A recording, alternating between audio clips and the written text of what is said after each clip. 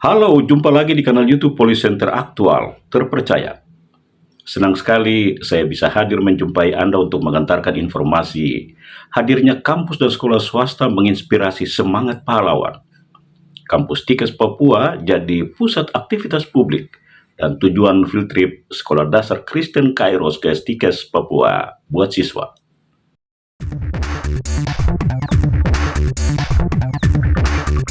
Anggota DPR Papua Barat Daya Yongki R. Fonataba SEMM menjuluki kampus dan sekolah swasta sebagai pahlawan pembangunan karena menginspirasi semangat perjuangan pahlawan mengisi kemerdekaan. Julukan kampus dan sekolah swasta sebagai pahlawan pembangunan disampaikan politisi Demokrat Papua Barat Daya Yongki R. Fonataba SEMM menanggapi tema Hari Pahlawan 10 November 2025, terus bergerak melanjutkan perjuangan. Meskipun begitu, dirinya mengingatkan agar panggilan berbakti lembaga pendidikan swasta mengutamakan penjaminan mutu pendidikan, karena undang-undang dan peraturan Sisdiknas mensyaratkan hal tersebut. Alasannya karena hasil audit BPK Papua Barat Daya menemukan ada lembaga pendidikan swasta di Sorong yang tidak mampu mengelola bantuan dana sehingga diminta dikembalikan. Kenyataan ini menurutnya bertolak belakang dengan makna julukan pahlawan sebagai penyelamat karena tidak menyentuh hakikat pengorbanan pahlawan sesungguhnya.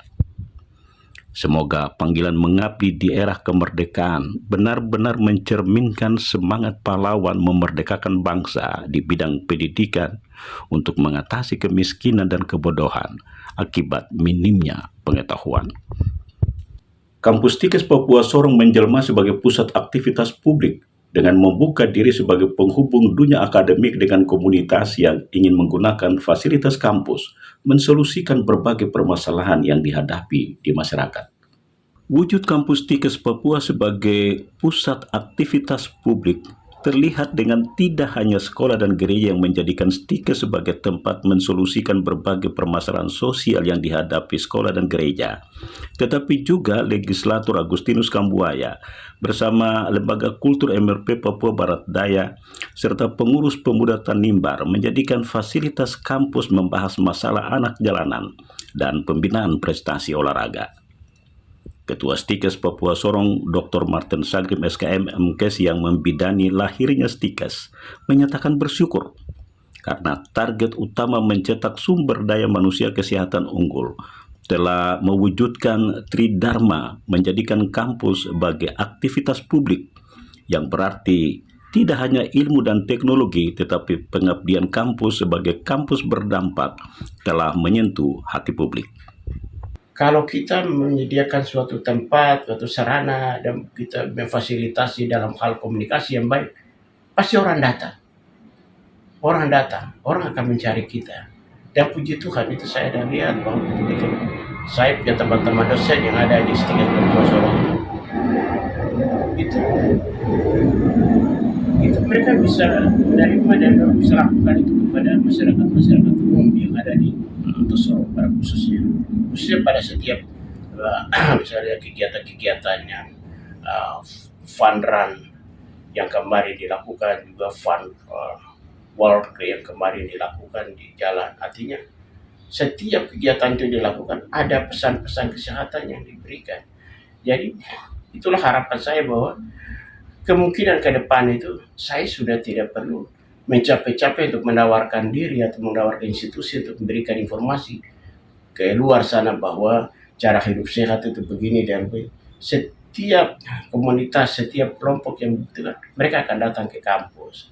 Karena saya bersama teman-teman di kampus ini sudah pada siap baik dari sisi sarana, alat peraganya sampai kepada komunikasi, kemampuan komunikasi untuk menjelaskan dan lain-lain. Ya, dan lebih dari itu satu kebanggaan juga bahwa ya lulusan kami ini bukan hanya ya berada di dunia di Indonesia atau di Papua atau di Papua Barat Daya saja, tapi suatu kebanggaan bahwa bisa dilirik oleh ya, ya, ya luar negeri seperti Jepang, pemerintah Jerman. Ini kami tidak pernah membayangkan bahwa suatu saat anak-anak kami ini lulus dari Stikes Papua akan bekerja di negara-negara yang sudah punya kemajuan, yang menyediakan SDM yang luar biasa. Tetapi mereka bisa datang. Pemerintah Jepang itu pada tahun 2014 itu lulusan di sini diambil untuk bekerja di Jepang. Di tahun 2025 bulan Maret, tanggal 11 Maret tahun 2025, ada 4 orang dari Jerman bisa datang di sini untuk lakukan sosialisasi, merekrut tenaga lulusan dari Stikes. Dan ternyata bukan hanya Stikes Papua Sorong saja yang ikut mengambil bagian dalam mengirim tenaga kerja di Jerman, tetapi dari Poltekkes Kemenkes Sorong dan juga dari Stikes Stella Maris Makassar. Ini suatu hal yang tidak pernah dari awal-awal saya berpikir dan saya mimpikan.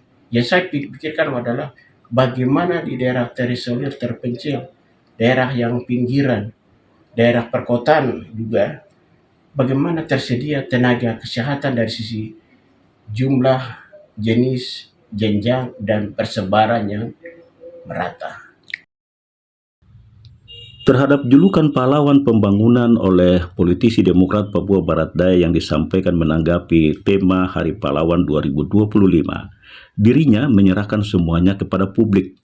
Karena yang utama bagi pensiunan ASN kesehatan ini adalah kesadaran akan pentingnya arti hidup sehat yang perlu disuluhkan secara merata ke seluruh tanah Papua, sehingga menganggap penting menghadirkan kampus Stikes Papua.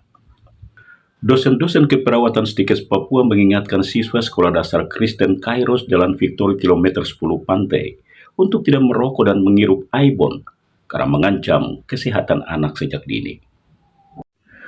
Peringatan Kaprodi Keperawatan Stikes Papua, Nurse Merly Simon Eskep MKes bersama dosen medikal bedah, Nurse Yosepa M. Tamaela Eskep MNSC bersama dosen keperawatan jiwa, Nurse Rifki Sakina Nampo Eskep MKep, disampaikan saat memberikan materi kepada siswa kelas 1 hingga kelas 3 SD Kairos di auditorium Stikes.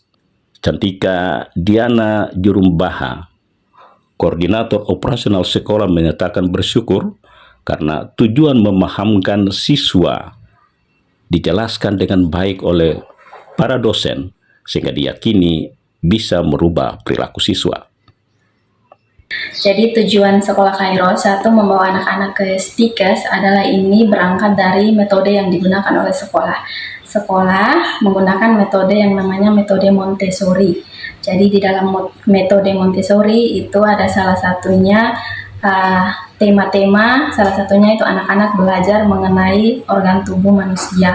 Sehingga kami membawa anak-anak ke Stikes untuk mereka bisa belajar dan melihat secara langsung bagaimana organ tubuh manusia, dan juga mereka bisa belajar sesuai dengan tema-tema yang ada di dalam Montessori. Ada sistem pernapasan, ada organ tubuh manusia, dan juga sistem pencernaan manusia. Beberapa guru mendapat anak-anak yang sudah merokok, sehingga kami mengambil tindakan untuk menolong mereka juga bisa belajar kira-kira apa yang akan terjadi ketika anak-anak melakukan merokok atau menghisap lem, aibon, dan sebagainya. Sehingga kami mengambil tindakan ini untuk menolong mereka bisa mengetahui apa yang terjadi setelah mereka mengkonsumsi dan juga melakukan aibon. Kami melihat bahwa harapan yang diminta oleh sekolah Stikes memberikan kepada anak-anak sehingga menolong anak-anak juga bisa mengerti dan melihat. Dan dari pihak Stikes juga mereka menyediakan laboratorium sehingga itu menolong anak-anak bisa melihat secara langsung tentang organ tubuh manusia. Field trip atau studi lapangan siswa Sekolah Dasar Kairos ke Stikes dilakukan karena sekolah yang mengadopsi pendidikan Montessori menekankan pada pembelajaran pengalaman langsung dan bagaimana menunjukkan peran guru sebagai fasilitator, menyadarkan siswa yang ditemukan telah merokok dan menghirup aibon, sehingga perlu disadarkan secara bersama. Pendidikan adalah cahaya, sementara guru dan dosen adalah pelitanya. Untuk mengubah dunia, butuh kolaborasi. Hadirnya kampus dan sekolah swasta patut dijuluki pahlawan pembangunan, karena berkontribusi membantu menyelamatkan mereka yang belum tersentuh layanan pemerintah. Selamat untuk para pahlawan pembangunan, karena telah menginspirasi semangat perjuangan para pahlawan pejuang kemerdekaan. Sampai bersua lagi.